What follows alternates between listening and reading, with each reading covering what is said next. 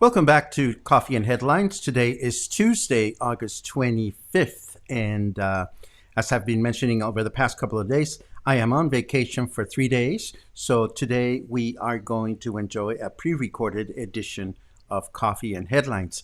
Coffee and Headlines got started in March 31st. And between then and today, with the exception of one single day, we have been broadcasting live every single morning here on Facebook to show you some of the thoughts, comments, headlines, stories that we love to exchange as English-speaking locals to make our lives better and more enjoyable, and to enjoy the destination as much as possible. So let's see. Today, as always, I welcome your comments, your thoughts, your suggestions. If you are new to these broadcasts, we'd love to know that you are, and you can let us know that you're new by writing the word new in your comments. And of course, if you have any specific questions, please write the letter Q before your question. Now, I'm going to be gone for a couple of days, so I may not be able to answer your questions as promptly as I usually would like to, but rest assured that when I come back from San Sebastián del Oeste, I will do so gladly. There are two segments that I put together for you today. The first one came up as part of some conversations we had last week about going back to Isla Río Cuale to see what's going on. So I put together a walking tour that I hope you will enjoy. And then something else that came up sometime during the last week is I talked about my murses, my mail purses, and somebody wanted to see my murses. Well, your wish is my command. Enjoy.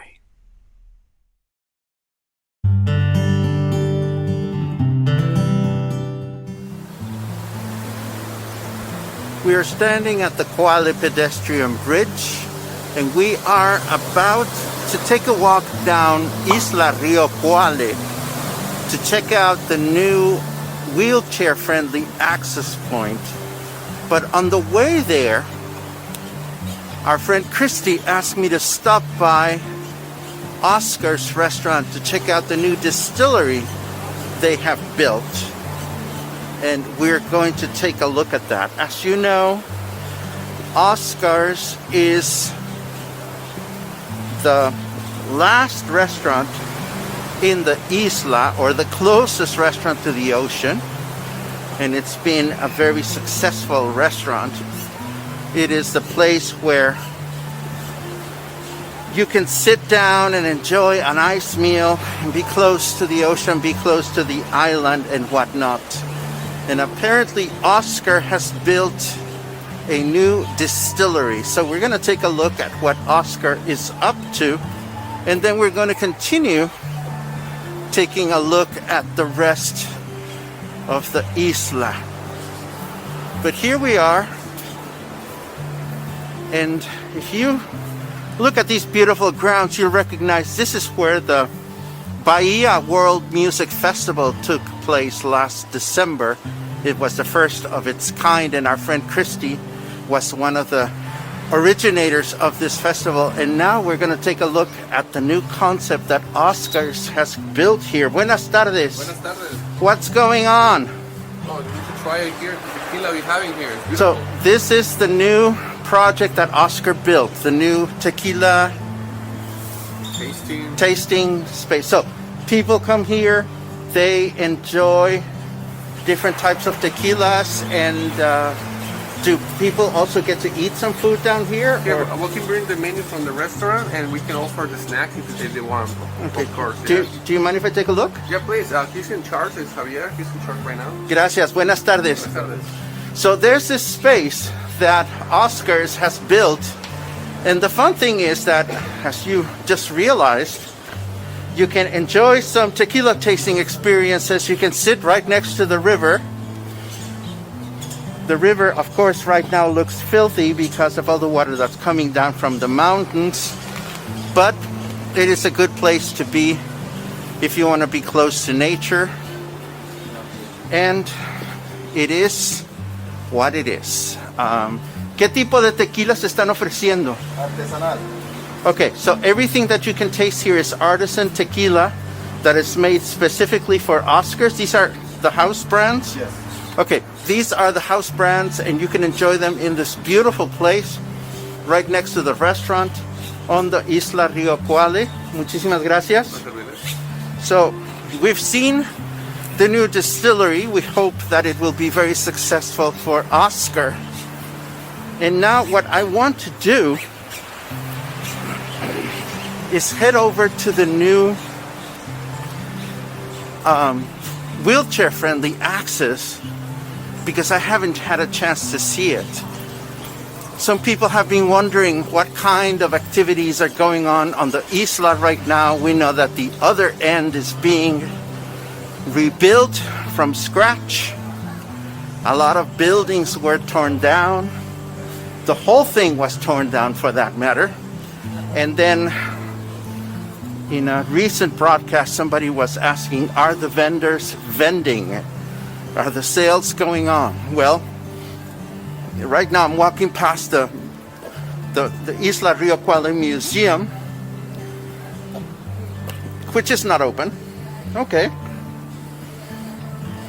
There's a vendor here that is selling stuff. Buenas tardes. Okay, so what I want to do here is I'm going to go up to street level just to check it out, and then we're going to come down through the new wheelchair accessible ramp just to check it out. Now, this is the existing wheelchair accessible ramp, and if you ask me, I'd be scared shitless to try to pedal a wheelchair up and down this ramp. It's really steep. So when the other access, the one that's on the opposite side of the street, was damaged and it had to be torn down, quite a long time went by before they finished the new ramp, which you can now see on the other side of Ignacio L. Vallarta. Let me stop here for a second so that you can see where we're at. This is Ignacio L. Vallarta. As you know, this is the street that lets people into Colonia Emiliano Zapata. And we are now going to try this brand new ramp, but not without first taking a good look at it. Oh wow, check it out. So here it is. You can see it.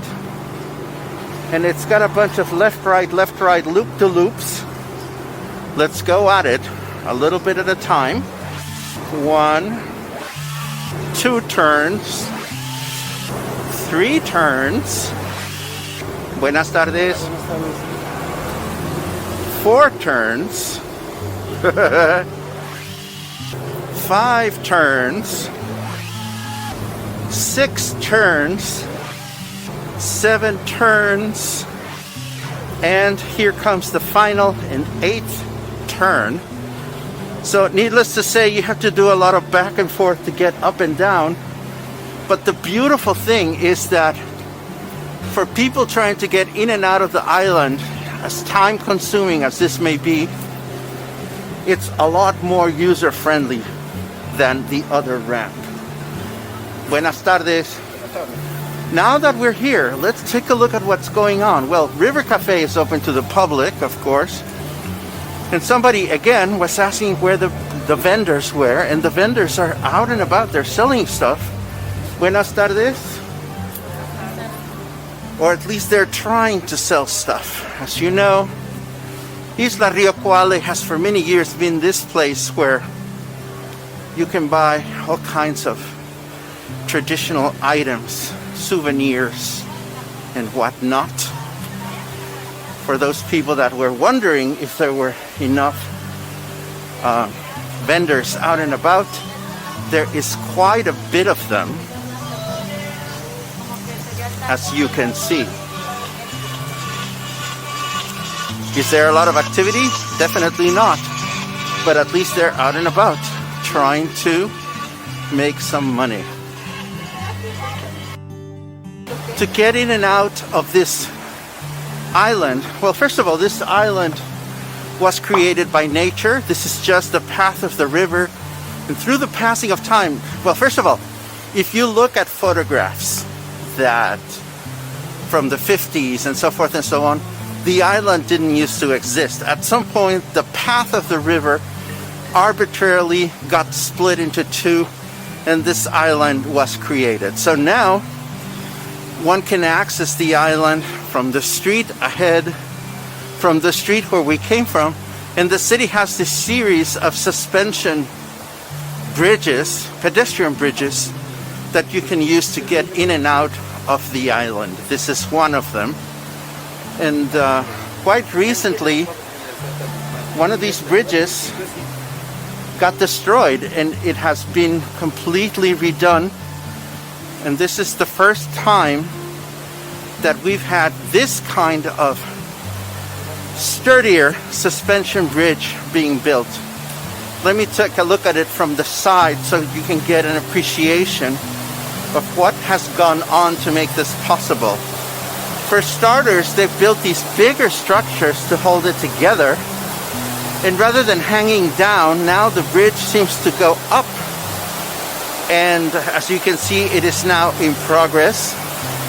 Hopefully it'll be completed soon so that people can access Colonia Emiliano Zapata, which would be over there. Otherwise, if people want to access Colonia Emiliano Zapata, they have to go either back to where the ramp was on Ignacio L. Vallarta Street, or they have to go all the way up to Insurgentes, and we're headed in that direction.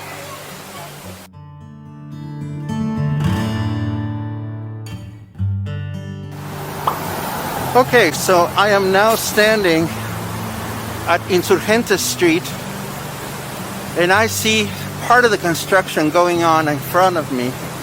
This would be the final edge of the Isla Río Cuale. Somehow I don't think I'll be allowed to walk in there, but at least I want to take a look. Let me find out if they'll let me walk through and get all the way to the Cultural Institute on the other side. Maybe they'll let me, maybe they won't. We'll have to see.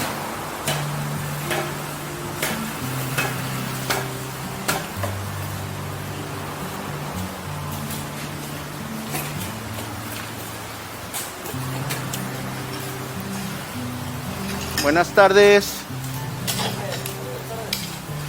Well, as you can see, nobody's stopping me. ¿Puedo cruzar por aquí al Instituto de Cultura? Gracias, buen día. So, things that I recognize as new is these structures on the floor are definitely new. This is probably part of what's being rebuilt. Now, there is the John Huston sculpture, and I can see that it's going to be relocated closer to the restaurant because the plaque has already been put in place. So I don't know if he's going to sit on the garden or if he's going to sit next to the plaque. Actually, from the looks of it, it looks as though John Huston is pretty much already in his parking spot. So let me continue heading all the way to the other side of the island just to see what I can discover in terms of new stuff going on here. This garden right here is completely new. I can see that because there's new grass cuttings that have been planted here.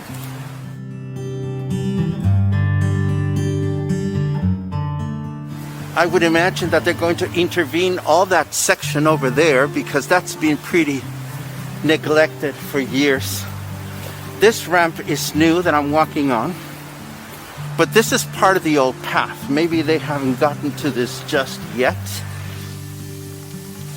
And at this point we are approaching Babel Bar, which in latter years has become a really popular restaurant here in the Rio Cuale island, where a lot of bands come and play music.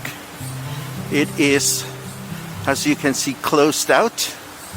I don't know for sure why it is closed down or when it will reopen, but we can definitely see that there's nothing going on there. So from the looks of it, only the stretch that is close to Insurgentes has been fixed. This other half of the island, or this other portion, has not been touched just yet, although I would imagine there must be an executive program to do it all. So we are now at the very end of Isla Río Cuale. This is the so-called cultural side of the island. Before we get there, I want to point out these stairs. These stairs go all the way up to Gringo Gulch, and climbing them is a breeze. In fact, as long as we're here, I might as well do it so that I can show you the view from up there.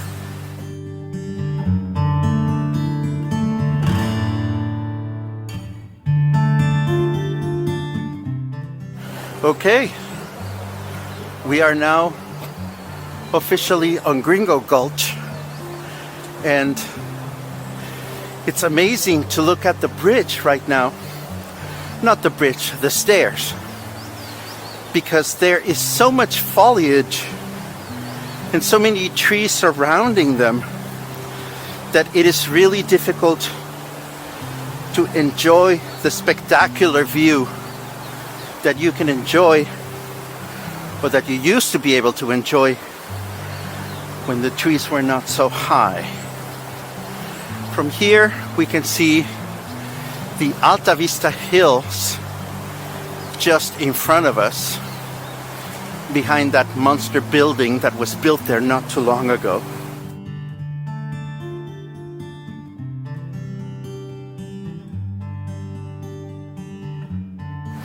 The Rio Cuale is, or at least one of the two sides of the Rio, is here. You can see all these houses that are built next to it. So we're going to go back to the isla and take a look at the cultural center.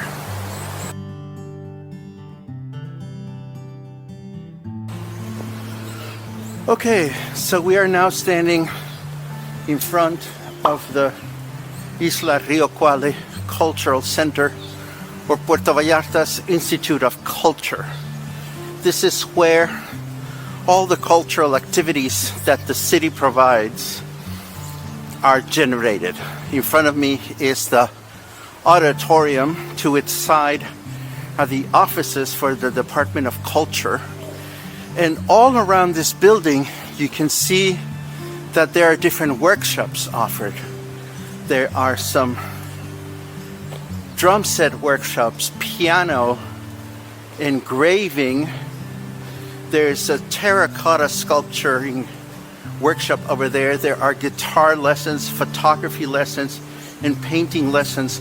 And this is all part of the cultural offering that the city of Puerto Vallarta puts forth for its citizens. A separate entity, but somehow related, is the Centro Cultural Vallartense, which is a smaller space where itinerant exhibitions take place. There's very little activity going on right now in these places due to the pandemic, but we can hope that this whole thing changes. I'm going to get off the island using this other access way, which will lead me back into Colonia Emiliano Zapata. And this is one of the suspension bridges. My first time ever while I'm holding the camera. So we'll try to keep our balance. Sometimes it's obnoxious that you try to cross to the other side, and little kids are trying to have fun jumping up and down on the bridge, which can throw you out of balance. But we'll see how we fare today. Again, we're crossing back towards Emiliano Zapata, and you can see the other side of the river flowing over here.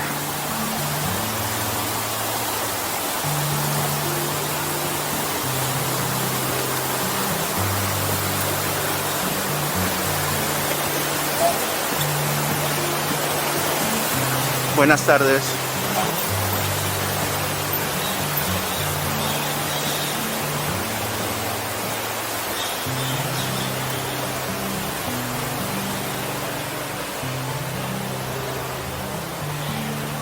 Okay, so here we are at the end of our little Isla Río Cuale walkthrough. I am sure that the island will continue to evolve in the months to come. We'll keep an eye on this and we'll come back whenever it's worth taking another look. Meanwhile, I hope you have a great day, and I hope you'll get a chance to walk the Isla Río Cuale by yourself or with some friends in the near future. Have a good one.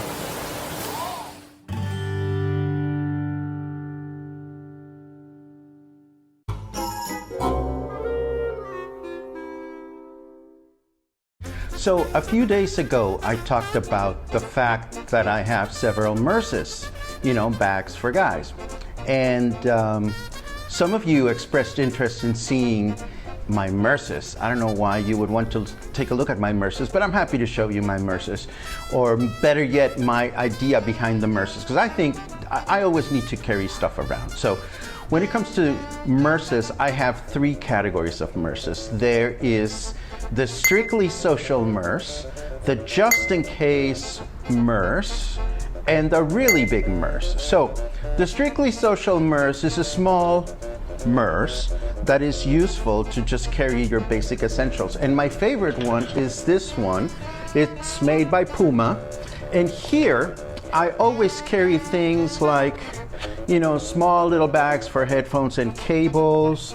I carry my insect repellent, which is a must. I carry headphones for when I'm out and about and I want to listen to something. And what else do I have here? Oh, my antibacterial gel, of course, that is essential. And oftentimes, I carry this little wide-angle lens that fits my iPhone in case I'm doing some photography. And last but not least, this merce is great for my iPad mini. My iPad mini is something that I carry just about everywhere, particularly if I know that I'm going to be running errands where I have to wait in line or have to do certain things and whatnot. I have this other strictly social merce, which is Star Wars. Being a science fiction freak, I like it. It has one of the stormtroopers on the other side. I don't wear this as much as I used to. I don't know why. I'm just so used to wearing my Puma. So that would be the small ones. And the Puma is small enough to carry a pocket-size camera if I need to. I'll tell you a little bit about all the chingaderas that I keep over here. Anyhow, this is what fits in my little strictly social merce. If I know that I'm going to have the possibility of doing some work, shooting some video, taking some photographs, I want to bring something bigger than that, and that's what I call my just-in-case merce. And my favorite just-in-case merce is this Wenger merce. This is the one that you see me wearing out and about most of the time, and it goes, around your neck. And I just love it because this is large enough to fit things like, these days, you have to have an umbrella, and these days, because it's really warm, you have to have, a fan just in case it's really hot out there. And of course, I have a tripod extension stick for my cameras and whatnot. So this is my favorite merce to carry whenever I'm going to be out and about, and there's a possibility that I'm going to be capturing audio or video and things like that. When I know that I want to bring several cameras or several lenses or things like that, then I have to use a big merce. And I have this big merce. This big merce is an actual photography bag. It's made by Low Pro, I believe. Yes, it's a Low Pro bag. And what I like about this bag is that it doesn't look like a camera bag. It just looks like a purse. But inside it has padded compartments that are removable. It has this little padded compartment so that you can put cameras and lenses and whatnot so that they don't get damaged in transit. And because the inside attachment is detachable, then you can actually remove it such that if you are traveling and you don't want to be carrying your photographic equipment, you can use it for, general purpose. When I'm not using some of these accessories, I have this box here. I call this my chingadera box because this is where I put all the things that I would be carrying out and about depending on what I'm going to do on that day. And when I say it's my chingadera box, I really mean it because when I had it made, it's a chingadera box. And in my chingadera box, you will find things like my GoPro or my compass or a little powered speaker or this other fan, all kinds of things. So there you have it. You wanted to see my murses? I've shown you my murses, and I've shown you my part of my living room. This is where I live. Yay! I hope you've enjoyed this pre-recorded edition of Coffee and Headlines. As always, I welcome your comments, your suggestions, and the opportunity to get together with you every single morning. I will be back in Puerto Vallarta Wednesday afternoon, and we will resume our daily live broadcasts on Thursday. We have special pre-recorded content prepared for you tomorrow, so I hope you will tune in as well. As always, stay healthy, stay calm, stay happy, stay connected, and stay kind. I will talk to you soon.